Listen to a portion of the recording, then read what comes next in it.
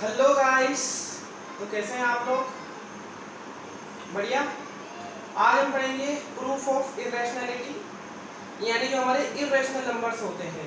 आपको पता है, आपने पढ़ा होगा प्रीवियस क्लासेस में कि रूट के अंदर जो नंबर होते हैं जैसे रूट 2, रूट 3, रूट 4 नहीं, रूट 4 एक रेशनल नंबर है क्योंकि रूट 4 की वैल्यू क्या होती है प्लस माइनस 2, और 2 या माइनस 2 को हम माइनस 2 अपॉन 1 या 2 अपॉन प्लस 2 अपॉन 1 के फॉर्म में लिख सकते हैं, जो कि पी बाई क्यू की फॉर्म होती है। और आपको पता है कि जिस भी नंबर को हम पी अपॉन क्यू की फॉर्म में एक्सप्रेस कर सकते हैं वो रैशनल होता है। तो रैशनल नंबर रूट 4 रैशनल होता है, रूट 5 ये इरेशनल है। तो इन इरेशनल नंबर्स का प्रूफ कि इरेशनल क्यों होते हैं वो हम आज की क्लास में देखने वाले हैं। इसको हम प्रूफ करते हैं मेथड ऑफ कॉन्ट्राडिक्शन से। मेथड ऑफ कॉन्ट्राडिक्शन क्या होता है? मेथड ऑफ कॉन्ट्राडिक्शन में हम क्या करेंगे कि पहले हम ये मान लेंगे कि रूट 2 एक रैशनल नंबर है, और फिर हमने जो माना है उसी को हम गलत प्रूफ कर देंगे। क्या कहूँगा मैं कि पहले मैं मान लूँगा कि रूट 4 एक रैशनल नंबर है, और जो हमने एज्यूम किया, जो हमने लेट किया, जो हमने माना, वही हम गलत प्रूफ कर देंगे कि यार हमने तो माना तो रूट 2 रैशनल है और वो तो इररेशनल निकला। तो चलिए शुरू करते हैं। सबसे पहला ये लेते हैं कि प्रूफ एक क्वेश्चन के फॉर्म में रूट 2 को प्रूफ करेंगे। Proof that root 2 is irrational. सभी प्रकार के क्वेश्चन करेंगे, फिर आपकी एक्सरसाइज वगैरह में एग्जांपल में बस बने रहिए। Proof that root 2 is irrational. ठीक है, बड़ी आसानी से हम इसको करेंगे। देखो, सबसे पहले क्या करना है कि जैसा मैंने कहा कि इसको मेथड ऑफ कॉन्ट्राडिक्शन से प्रूफ करेंगे। तो सबसे पहले हम लेट कर लेंगे कि रूट 2 एक रैशनल नंबर है। तो लेट हमको इरेशनल प्रूफ करना है। हमने मान लिया कि रूट 2 एक रैशनल नंबर है। Let root 2 be a rational number. इसको हमने रैशनल नंबर मानेंगे। ठीक है, अब रैशनल नंबर की खासियत क्या होती है? उसको हम पी बाई क्यू की फॉर्म में एक्सप्रेस कर सकते हैं, लिख सकते हैं। तो हम रूट 2 को क्या लिखेंगे? Root 2 is equals to P upon 2 लिख दो या ए अपॉन बी लिख दो, तो वेरिएबल्स हैं ना। रूट 2 को हम क्या लिख सकते हैं? ए अपॉन बी। ठीक है, अब ए और बी पे फोकस करो। ए और बी क्या होते हैं? A and B are integers. A और बी आपके इंटीजर्स हैं and B is not equal to 0। ठीक है, ये बात तो आपको पता है कि पी बाई क्यू में जो पी और क्यू होता है या ए और बी में जो और बी होता है वो इंटीजर होते हैं और बी 0 नहीं होता। Also A and B are coprime. ये क्या चीज है? को-प्राइम। को-प्राइम मतलब ऐसे नंबर, दो प्राइम नंबर, मतलब ऐसे नंबर जो देखो ए और बी अपनी, देखो को-प्राइम का सिंपल मतलब ये होता है कि ए अपॉन बी अपनी सिंपलेस्ट फॉर्म में है। सिंपलेस्ट फॉर्म में है मतलब इनका HCF, इनका जो हाईएस्ट कॉमन फैक्टर है वो 1 है। सिर्फ 1 से ही ये डिविजिबल है और किसी से डिविजिबल नहीं है ना। आपको पता है कि हम किसी भी रेशनल नंबर को सिंपलेस्ट फॉर्म में एक्सप्रेस करते हैं, सिंपलेस्ट फॉर्म में इसको लिखते हैं। ठीक है, नहीं तो रेशनल नंबर के बहुत सारे फॉर्म बन जाते हैं। तो हम रेशनल नंबर को सिंपलेस्ट फॉर्म में एक्सप्रेस कर सकते हैं। जैसे 10/2 है तो हम उसको 5/1 लिखते हैं। उसका कॉमन फैक्टर 10/2 में कॉमन क्या है? 2 कॉमन है, तो 2 से दोनों को हम काट देते हैं, 2 से दोनों को डिवाइड कर देते हैं। तो ए अपॉन बी अपनी सिंपलेस्ट फॉर्म में, यानी आप इसको और सिंपल नहीं कर सकते। ठीक है, इनका जो कॉमन फैक्टर है वो 1 है, सिर्फ ये 1 से डिविजिबल है और किसी नंबर से ये डिविजिबल नहीं है। कौन? ए अपॉन बी। देखो, यहीं से अब हम प्रूफ करने वाले हैं। हमने क्या माना कि ये दोनों क्या है? को प्राइम है। हम ये प्रूफ कर देंगे कि एक और ऐसा नंबर है कोई जिससे ये दोनों डिविजिबल है। कैसे प्रूफ करेंगे वही देखो। हमने यहीं से इसका प्रूफ निकलेगा। ए एंड बी आर को प्राइम से इसका प्रूफ निकलने वाला है। हमने इसको को प्राइम माना। अब हम ये प्रूफ कर देंगे कि नहीं, ये को प्राइम नहीं है।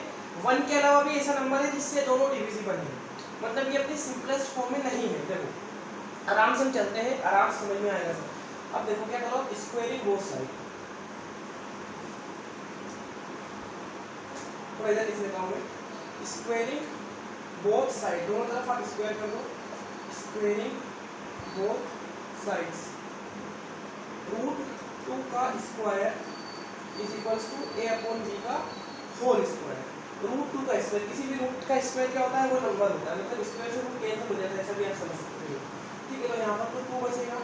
ए अपॉन बी का होल स्क्वायर क्या होता है? दोनों का स्क्वायर, दोनों नंबर्स का स्क्वायर, ए स्क्वायर अपॉन बी स्क्वायर। ठीक है, चलो अब क्या करना है कि ये बी स्क्वायर इधर अपॉन में है, इसको उधर पहुंचा दो। डिवाइड में है ना बी स्क्वायर, जब भी कोई नंबर इक्वेशन के एक तरफ डिवाइड में रहता है तो उधर जाके वो मल्टीप्लाई हो जाएगा। तो 2b square is equals to A square. अब क्या करो कि इस 2 को जो मल्टीप्लाई है इसको डिवाइड में ले आओ, तो ये हो जाएगा ए स्क्वायर अपॉन 2। ठीक है, इस इक्वेशन को देखो ध्यान से, b square is equal to a square upon 2। यहाँ से आपको क्या दिख रहा है कि a स्क्वायर 2 से डिविजिबल है, a स्क्वायर को 2 में डिवाइड कर दिया, ठीक है। जब किसी भी नंबर का स्क्वायर यदि किसी नंबर से डिविजिबल है तो वो नंबर भी उस नंबर से डिविजिबल होगा। मतलब if any number is divisible by some number, if the square of any number is divisible by some number then the number itself is divisible by that number। मतलब a square अगर 2 से divisible है तो a भी 2 से divisible होगा, है ना। a square is divisible by 2, a square को 2 में डिवाइड कर दिया, इसका मतलब a भी 2 से डिविजिबल होगा। ये बात समझ में नहीं आया तो एक एग्जांपल ले लेता हूं मैं, जैसे 8 का स्क्वायर डिवाइड बाय 2 और 8 डिवाइड बाय 2। देखो 8 स्क्वायर मतलब a स्क्वायर, 8 स्क्वायर मतलब क्या होता है 8 × 8, तो इससे 2 से डिवाइड हो गया, तो ये 8 भी 2 से डिवाइड हो जाएगा, ठीक है। यही ये बात है, इसको एनसीईआरटी में थ्योरम के फॉर्म में दिया है। हाँ बस एक कंडीशन है कि जो नंबर है, जो डिवाइजर है, ये प्राइम होना चाहिए, और तो प्राइम नंबर होता है, आपको बताइए, ठीक है। तो इस तरह से आप इसको लिखेंगे। अब हमने क्या माना था, देखो यहाँ से प्रूफ a और b को हमने को प्राइम माना था, पर हमने तो ये यहाँ से क्या कंक्लूजन निकाला कि a तो 2 से डिविजिबल है। भाई हमने क्या माना था कि a और b को प्राइम है, पर यहाँ से क्या पता चल रहा है कि a तो 2 से डिविजिबल है, a 2 से डिविजिबल है। हम ये प्रूफ कर दें कि b भी 2 से डिविजिबल है, तो हम क्या प्रूफ कर देंगे कि a और b में 1 के अलावा भी एक कॉमन फैक्टर है। वो कौन सा कॉमन फैक्टर है, वो है 2। तो अब देखो अब क्या करेंगे, इसके बाद क्या आधा क्वेश्चन यहाँ पे हो गया। अब हमको ये प्रूफ करना है कि b भी 2 से डिविजिबल है। अब क्या करते हैं कि अब a को 2 में डिवाइड किया, तो लेट से a अपॉन 2 और कोई सी आंसर आया, ठीक है, सी आंसर आया, a इज इक्वल टू इस 2 उधर बोल देंगे तो हो जाएगा 2c। अगेन क्या कर दो, स्क्वायरिंग कर दो। स्क्वायरिंग मत करो, स्क्वायरिंग करने से पहले यहाँ से आप ये a है ना, a की वैल्यू इस इक्वेशन में से निकालो, इस इक्वेशन में से। देखो a की वैल्यू यहाँ से क्या आएगी, इस b को आप उधर पहुंचा दो, इस b को आप उधर पहुंचा दो, तो ये b जब उधर पहुंचेगा तो ये क्या बन जाएगा, a की वैल्यू क्या बन जाएगी, √2 टाइम्स b, √2b। तो यहाँ पे रखता √2b is equal to 2c। अब करो स्क्वायरिंग, तो स्क्वायरिंग बोथ साइड्स, ठीक है, दोनों तरफ हमने स्क्वायर किया।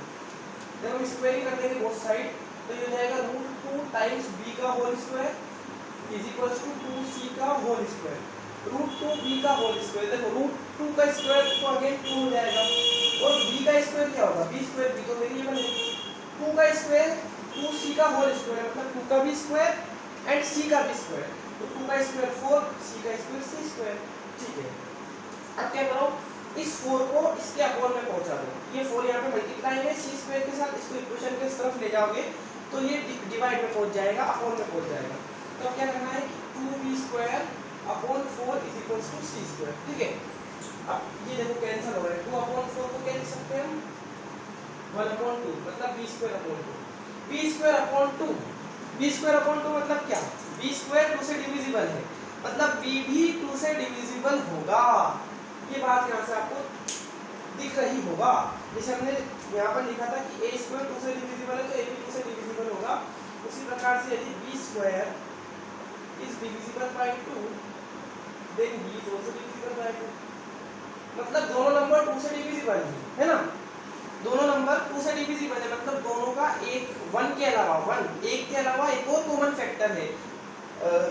The numbers a and b has one more common factor other than 1, that is 2। दो और इनके बीच में कॉमन फैक्टर है, मतलब ये कैंसिल हो जाएंगे, सिंपलेस्ट फॉर्म में नहीं है, ये को-प्राइम नहीं है, ये रैशनल नहीं है। जो हमने माना था वो गलत है, क्योंकि हमने क्या प्रूफ कर दिया कि यार b का भी एक कॉमन एक फैक्टर है 2, a का भी एक फैक्टर है 2, दोनों का कॉमन फैक्टर क्या मिल गया अपन को 2। इसका मतलब क्या है कि को-प्राइम नहीं है, मतलब ये रैशनल नंबर नहीं है, क्योंकि रैशनल नंबर को हम सिंपलेस्ट फॉर्म में लिख सकते हैं। सो अब आप इसको, अब बस ये आपका प्रूफ यहाँ पे खत्म हो गया। अब आपको बस एक्सप्लेन करना है, बताना है कि आप क्या लिखोगे, बस अब हो गया अपना काम। Since we assume a and b as co-prime but we found that a and b has a common factor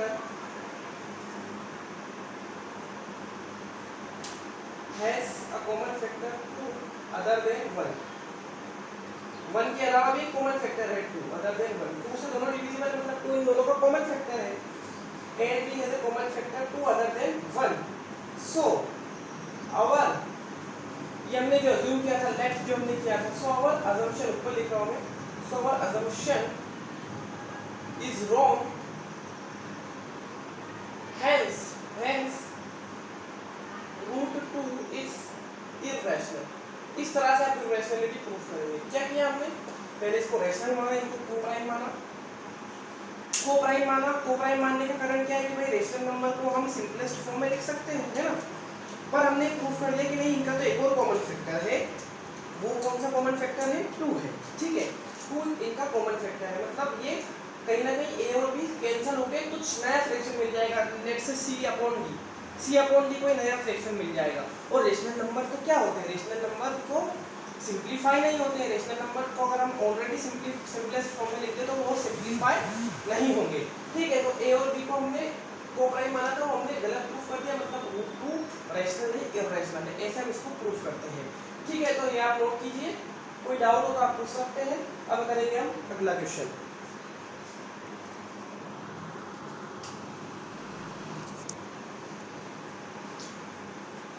तो देखा हमने कि रूट 2 एक इररेशनल नंबर है, इसी की इररेशनलिटी प्रूफ करते हैं। अभी आपका होमवर्क है कि आप रूट 3 और रूट 5 को इररेशनल प्रूफ करिए। इसको रूट 3 और रूट 5 को सेम प्रोसीजर फॉलो करना है, पहले उनको रेशनल मानना है, फिर क्या करना है, स्क्वायरिंग करनी है, और फिर आपको जैसे हमको मिला था कि a square is divisible by 2, then a is divisible by 2, तो यहाँ पर मिलेगा आपको a square is divisible by 3, यहाँ से a स्क्वायर किससे डिविजिबल होगा, 3 से, तो a भी 3 से डिविजिबल होगा। ऐसे b के केस में भी होगा, इसमें 5 से डिविजिबल होंगे a और b दोनों, ठीक है। तो आप ट्राई कीजिए। तो अब हम कर लेते हैं एग्जाम्पल क्वेश्चंस बुक के। तो इसमें एग्जाम्पल 10 है बुक का, example 10, show that 5 minus root 3 is irrational, ठीक है, 5 minus root 3 को irrational प्रूफ करना है। अब हम ये पढ़ चुके हैं कि किसी इररेशनल नंबर में से, जैसे रूट 3 यहाँ पे इररेशनल थे, तो इसमें से अगर हम किसी रेशनल नंबर को सब्ट्रैक्ट करते हैं, ऐड करते हैं, मल्टीप्लाई करते हैं रेशनल नंबर को, तो वो इररेशनल ही होता है, मतलब ये इररेशनल है, हमको पता है, बस हमको शो करना है, प्रूफ करना है। तो कैसे प्रूफ करेंगे, सेम प्रोसीजर, लेट, सबसे पहले हम लेट कर लेंगे, late 5 minus root 3 be a rational number, ठीक है, ये एक रेशनल नंबर है। अब अगर ये रेशनल नंबर है तो इसको हम क्या लिख सकते हैं, p by q फॉर्म में लिख सकते हैं, ठीक है भाई। तो हमने 5 minus root 3 को क्या लिख दिया, a by b लिख दो या p by q लिख दो, ठीक है, a upon b की फॉर्म में लिख दिया है ना, वेरिएबल्स है p upon q, a upon b, m upon n लिख दो, c by d लिख दो। यहाँ पर a and b are integers and b is not equal to 0, है ना, और a और b कोप्राइम है, also a and b are coprime. चलो अब क्या करना है, अब क्या करना है, देखो अब इसमें स्क्वायरिंग बोथ साइड नहीं करना है, जैसे हमने रूट 2 को प्रूफ किया था, उनको स्क्वायरिंग बोथ साइड नहीं करना है।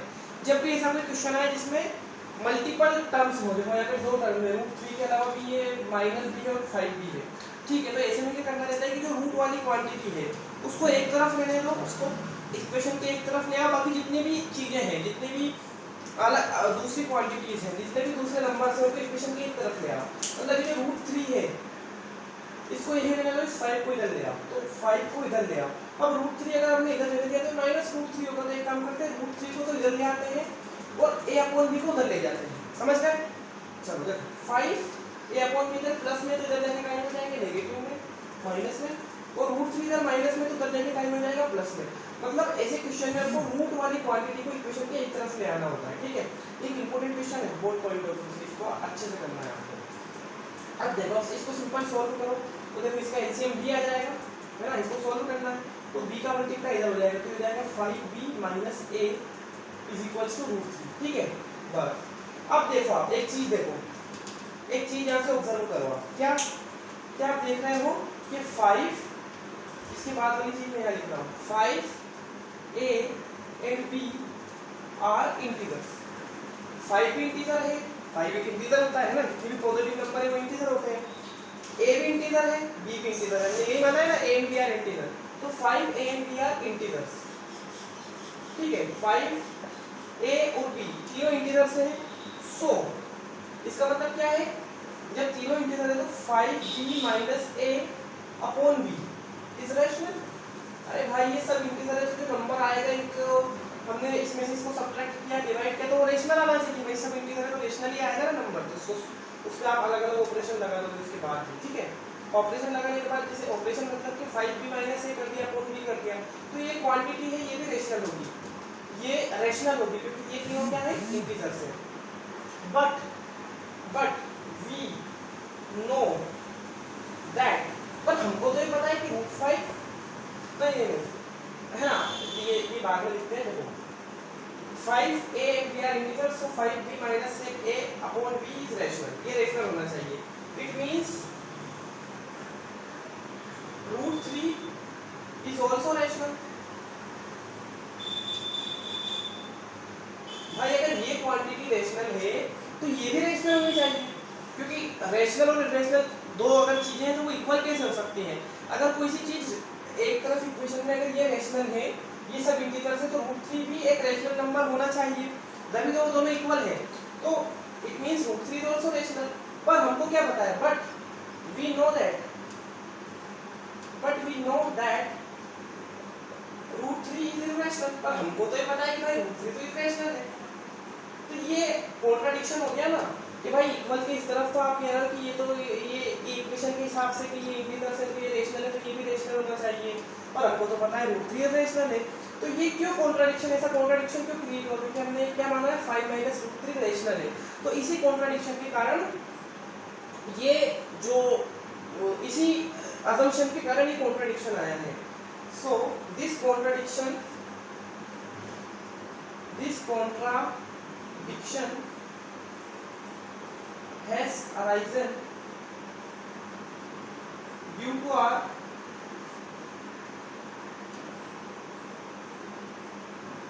incorrect assumption।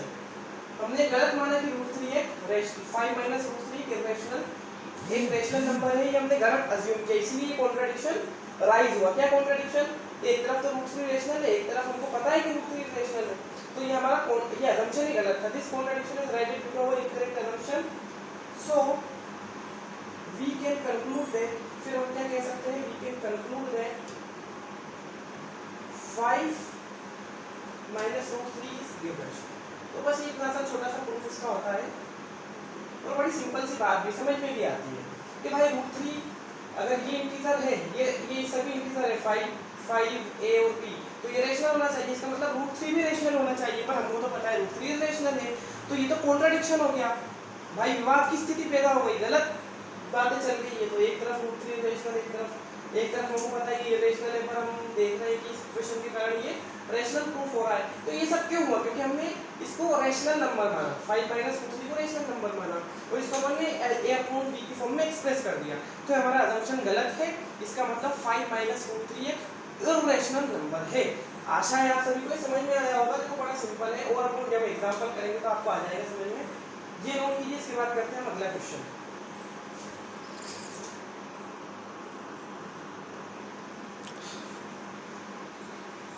एग्जाम्पल 11 में हमको 3√2 को इरेशनल प्रूफ करना है, ठीक है। तो वही मैंने कहा कि ये भी इरेशनल नंबर है, इसको प्रूफ करना है। Same method, let 3√2 be a rational number, ठीक है। हमने इसको रेशनल माना, इसका मतलब हम इसको क्या लिख सकते हैं, a बाई बी की फॉर्म में लिख सकते हैं, ठीक है। 3√2 को हम क्या लिख सकते हैं, a अपॉन b, ठीक है। अब क्या करो, मैंने क्या कहा कि जो भी रूट वाली क्वांटिटी है उसको इक्वेशन के एक तरफ रहने दो, और जो सारे नंबर्स हैं जो इंटीजर्स हैं उनको एक तरफ ले आओ, ठीक है। तो ये 3 को आप इस तरफ ले आओ, इसलिए मल्टीप्लाई में करने के क्या टाइम ही चेंज हो जाएगा, डिवाइड में आ जाएगा, है ना, अपोन में आ जाएगा। तो √2 को हम क्या लिख सकते हैं, a अपॉन 3b, ठीक है भाई। बस अब ये क्वेश्चन हो गया, बस अब आपको एक्सप्लेन करना है पिछले वाले जैसे। अब यहाँ पे आपको क्या दिख रहा है कि here a b and 3, a b और 3 आर इंटीजर्स, ये इंटीजर्स है। यहाँ पर आप लिखते हैं ना कि a and b are integer and b is not equal to 0 as well as a and b are co-prime, ये मैंने नहीं लिखा, इतना आप लिखते हैं ना। here a b and 3 are integers, so ये तीनों इंटीजर है मतलब 3a upon 3b is rational, a upon 3b is rational. It means इसका मतलब तो ये हुआ कि √3 √2 भी रेशनल है ना। अब ये रेशनल है तो रेशनल के इक्वल में कौन सी चीज होगी, रेशनल ही होगी। रेशनल के इक्वल में कभी रेशनल नंबर हो सकता है क्या, नहीं हो सकता है। It means √2 is also rational. इसका मतलब तो ये होगी कि √2 भी रेशनल है, पर हमको तो ये पता है कि √2 रेशनल है, बट वी नो दैट, हमने अभी भी प्रूफ किया है, वी नो दैट, और हमको पता भी है कि √2 इज इररेशनल। तो अब ये क्या बात हुई, एक तरफ से √2 रेशनल एक तरफ से इररेशनल है, तो ये जो कॉन्ट्रडिक्शन की स्थिति है, ये जो कॉन्ट्रडिक्शन वाली कंडीशन है क्यों अराइज हुई, क्योंकि हमने अज्यूम कर लिया था 3√2 को इररेशनल, इसलिए कॉन्ट्रडिक्शन हुआ। हमने 3√2 को a/b की फॉर्म में लिख दिया था, नहीं लिखना चाहिए था हमको, ठीक है, इसीलिए कॉन्ट्रडिक्शन हुआ। तो हम लिखेंगे this contradiction has arisen because of our incorrect, because को ऐसे लिखूंगा, because of our incorrect assumption, हमने गलत माना इसको कि रेशनल है, ये हमसे भूल हो गई, because of our incorrect assumption, so 3√2 is irrational। ठीक है, ये इस तरह से आप प्रूव करेंगे। क्या करना रहेगा इसमें कि जो रूट वाली क्वांटिटी है उसको एक तरफ लेने दो, बाकी सब जितनी भी नंबर्स हैं उनको इक्वेशन के एक तरफ ले आओ। तो अब ये इंटीजर है तो ये तीनों इंटीजर है a b 3, तो ये रेशनल है, इसका मतलब ये भी रेशनल है, पर ये तो हम जानते ही रेशनल है। तो ये सब कॉन्ट्रडिक्शन की स्थिति, यानी ये दो बातें क्यों आई, क्योंकि हमने गलत अज्यूम किया था इसको रेशनल। इसका मतलब हम क्या कह सकते हैं कि ये एक इररेशनल नंबर है, हमारा अजम्पशन गलत है, इसलिए कॉन्ट्रडिक्शन अराइज हुआ। ये नोट कीजिए। इसके बाद करते हैं next question.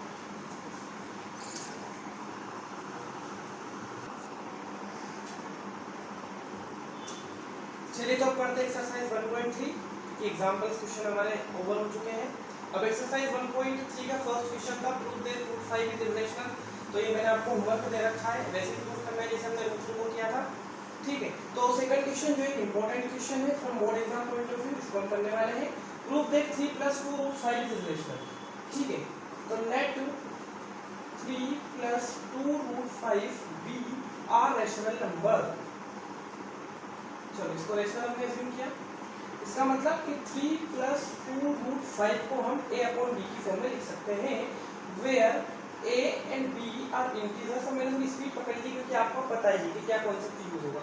Where a and b are integers and b is not equal to 0, also a and b are coprime, ठीक है। अब क्या करना रहता है, अब देखो ये जो a/b है, जैसा मैंने पहले भी कहा था आपको कि रूट वाली क्वांटिटी को इक्वल के एक तरफ रहने दो, बाकी जितने भी नंबर्स हैं जो भी इंटीजर्स हैं उनको एक तरफ ले आओ, ठीक है। रूट वाली क्वांटिटी एक तरफ, बाकी जितने भी नंबर्स हैं उनको एक तरफ ले आओ।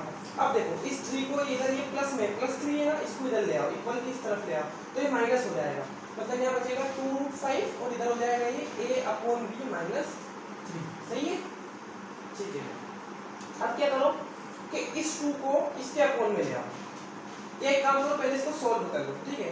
तो 2√5 = b एलसीएम ले लो, b एलसीएम लिया हमने, b एलसीएम लिया तो हमको क्या मिला, a - 3b, इस b का मल्टीप्लाई इधर हो जाएगा, है ना, b का मल्टीप्लाई इधर हो जाएगा, तो b ऐसे ये इक्वेशन बन गई। इस 2 को इसके अपॉन में ले आओ तो हमको ये इक्वेशन मिली, उधर मल्टीप्लाई में नीचे जाके अपॉन में जाएगा, तो a - 3b/2b, इस तरह से √5। अब देखो जो मैंने एग्जांपल में लिखवाई थी लैंग्वेज, वही लैंग्वेज लिखनी है आपको एक बार, फिर मैं लिख देता हूँ। देखो here a 3 b 2 and 3 are integers, है ना, ये सभी इंटीजर्स है। सो इसका मतलब ये है कि a - 3b/2b is rational,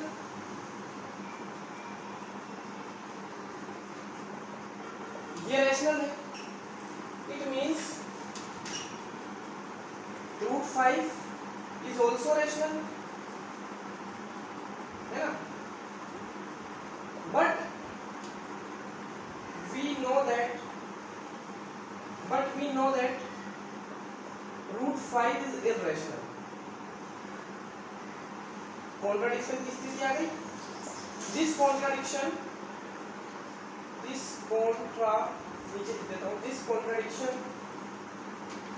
has arisen because of our incorrect assumption.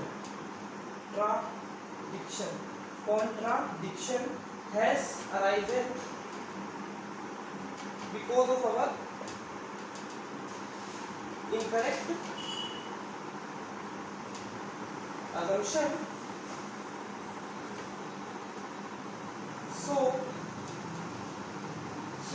3 plus 2 root 5 is irrational. ठीक है, तो ये सिंपल सा क्वेश्चन इस तरह से किया जा सकता है। बोर्ड एग्जाम के लिए इंपॉर्टेंट है ये। वही बात है, अब इसको बार बार क्यों एक्सप्लेन किया जाए? ये तीनों इंटीजर है, 4 इंटीजर है, a 3 b 2 ये सब इंटीजर है। इसका मतलब ये रैशनल नंबर है, पूरा एक्सप्रेशन है रैशनल है। इसका मतलब रूट 5 भी रैशनल है, क्योंकि रैशनल के इक्वल रैशनल ही होगा, पर हमको पता है रूट 5 भी रैशनल है। तो ये कॉन्ट्रडिक्शन क्यों अराइज हुआ? ये दो बातें क्यों एक साथ आई? क्योंकि हमने गलत अज्यूम कर लिया था इसको रैशनल, हमने इसको a by b की फॉर्म में गलत लिख दिया था, ऐसा हमको नहीं करना चाहिए था। तो हमारा अजम्पशन रॉन्ग है। इसका मतलब 3 plus 2 root 5 इररेशनल है। चलिए इसके अगला वाला क्वेश्चन करते हैं, इसको आप नोट कीजिए।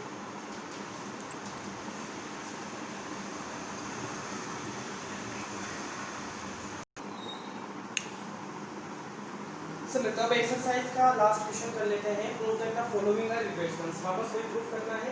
1/√2 7√5 और 6 plus √2 बिल्कुल सेम प्रोसीजर है। रूट वाले नंबर को इक्वेशन के एक तरफ ले आओ, बाकी जितने भी इंटीजर्स हैं उनको एक तरफ ले आओ, और आप ये बता दो कि भाई इंटीजर की इक्वेशन के एक तरफ ये सारे इंटीजर है, मतलब ये रेशनल है, मतलब ये रूट वाली क्वांटिटी है, इसको भी रेशनल होना चाहिए। पर हम तो जानते हैं कि रूट वाली क्वांटिटी रेशनल है, मतलब ये कॉन्ट्रडिक्शन क्यों आई? क्योंकि हमने गलत अज्यूम किया था। इसका मतलब कि ये जो नंबर है इररेशनल है। ठीक है, इसी तरह से करना। तो हम इसको सबसे पहले आप लिखोगे कि लेट 1/√2 भी रैशनल नंबर है, इसको आप रैशनल मान लोगे। इसका मतलब हम इसको a/b के फॉर्म में लिख सकते हैं। अब देखो, मैंने कहा था कि रूट के एक रूट वाली क्वांटिटी को एक तरफ ले लो, बाकी सब इंटीजर्स को एक तरफ ले लो। तो रूट वाली क्वांटिटी एक तरफ कैसे आएगी? देखो दोनों तरफ हम रेसिप्रोकल ले लेंगे, रेसिप्रोकल ले लेंगे दोनों तरफ। एक मिनट, कैमरा नीचे गिर गया, सॉरी फॉर द इनकन्वीनियंस, वो कैमरा नीचे गिर गया था। चलिए, तो 1/√2 जो है इसको आपको रेशनल, तो वही सबसे पहले इसको क्या हम लेट √2 1/√2 भी rational number, so we can express it in the form of a/b। इसको हमने a by b की फॉर्म में लिखा। अब क्या करना रहता है कि रूट वाली क्वांटिटी को इक्वेशन की एक तरफ ले लो। तो एक काम करते हैं कि दोनों तरफ रेसिप्रोकल ले लेते हैं। रेसिप्रोकल मतलब a/b को b/a लिख सकते हैं अपन। a/b 1/√2 को क्या लिख सकते हैं? √2/1। ठीक है, √2/1 मतलब √2, और a/b को क्या लिख सकते हैं? b/a, है ना। इक्वेशन के दोनों तरफ अपन रेसिप्रोकल ले सकते हैं। या आप ऐसा कर लो कि इस √2 को इधर ट्रांसफर कर लो, और b को इधर और a को इसके अपॉन में, मतलब ये इक्वेशन आपको मिल जाएगी √2 = b/a। क्या हुआ? बस कुछ नहीं। अब हमको पता है कि b और a इंटीजर से है, इसका मतलब b/a एक रेशनल नंबर है। इसका मतलब कि √2 भी एक रेशनल नंबर होना चाहिए, पर हम तो जानते हैं कि √2 एक रेशनल नंबर है। ये कॉन्ट्रडिक्शन क्यों अराइजन हुआ? Because of our incorrect assumption. So 1/√2 is a rational number. तो आप एक लैंग्वेज पिछले क्वेश्चन से कॉपी कर सकते हैं, वहां से देख सकते हैं। ठीक है, 7√5 इसको भी हम रेशनल मान लेंगे। 7√5 भी रेशनल नंबर। अब क्या करेंगे? इस 7 को इसके अपॉन में पहुंचा देंगे। क्या लिखेंगे कि here a b and 7 are integers, so a/7b is a rational number. It means √5 is also a rational number, but we know that √5 is an irrational number. This contradiction has arisen because of our incorrect assumption, so we can conclude that 7√5 is an irrational number. बिल्कुल वही procedure. ठीक है, equation की इस तरफ root वाली quantity, बाकी equation के दूसरी तरफ सारे इंटीजर्स। ठीक है, इसमें क्या है? इसको भी a/b की फॉर्म में लिख दो।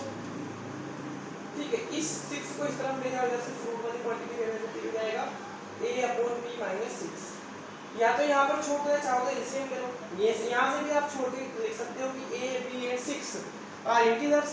It means a/b - 6 is a rational number. हाँ, तो √2 is also a rational number, but we know that √2 is a irrational number. This contradiction explains horizon because of incorrect assumption. So this quantity, this 6 plus root 2 is irrational. ठीक है, इसको चाहो तो थोड़ा solve कर लो आप, a minus 6b upon, ठीक है, तो आप क्या लिखोगे, a b and 6 are integers, तो ये रेशनल होगा, तो ये रेशनल होगा, इसका मतलब root 2 is also rational, but we know that root 2 is irrational. पहले वाली क्वेश्चन से आप इसकी लैंग्वेज लिख सकते हो, ठीक है। इस बार इंटीजर्स कौन कौन से, 6 a और b, यहाँ पर इंटीजर कौन से, 7 a और b, यहाँ पे इंटीजर कौन से, b और a ही इंटीजर है, यहाँ पर a और b या b और a, ठीक है। तो इस तरह से आप इन क्वेश्चंस को कर सकते हैं। ये यहाँ से आपकी एक्सरसाइज 1.3 कंप्लीट हुई, इंपॉर्टेंट एक्सरसाइज थी, यहाँ से बोर्ड एग्जाम में क्वेश्चन आते ही रहते हैं। और वीडियो अच्छी लगी हो तो लाइक करना ना भूलें, सब्सक्राइब कर दें चैनल को। कोई क्वेरी हो, कोई डाउट हो, कोई सजेशन हो तो आप कमेंट बॉक्स में लिख सकते हैं। Thank you very much for watching और पढ़ाई करते रहें।